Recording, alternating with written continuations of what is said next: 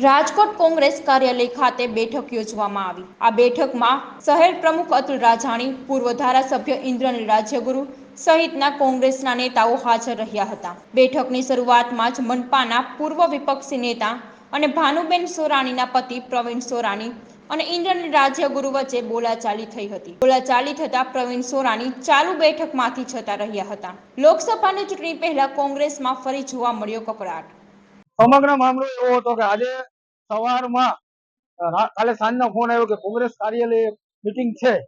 આ મીટિંગમાં અમે સવારે જતા ત્યાં રાજકોટના ટોપ મોસ્ટ કોઈ આગેવાનો જોવા ન મળતા। પ્રદેશના નેતાઓ, અમુક કોર્પોરેટરશ્રીઓ છે, કોંગ્રેસી મૂળ કોંગ્રેસી છે, એ કોઈ જોવા ન મળતા। મેં શહેર પ્રમુખશ્રીને પ્રશ્ન કર્યો કે ભાઈ કેમ આ મુખ્ય આગેવાનોને કોઈને બોલાવ્યા નથી?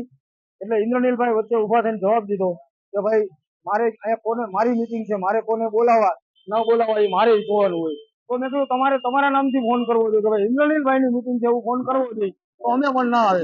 તો એને કીધું ન આવવાનું તો તમે નીકળો, અહીં તમારું કોઈનું કામ નથી, કોંગ્રેસ અમારે મારે હલાવવાની છે, આમ જ ચલાવવાની છે। તમે નીકળી ગયા બહિષ્કાર કરી। હવે અમે આ પ્રદેશને જાણ કરશું કે આ લોકો એકાદ દોકાન લોકો કોંગ્રેસ માટે કબજો કરવા બેઠા છે, કબજો કરવા માંગે। મારી સાથે અમુક વોર્ડ પ્રમુખ હતા, અમુક પૂર્વ કોર્પોરેટર હતા, 71 વિધાનસભા લડેલા ઉમેદવારો હતા।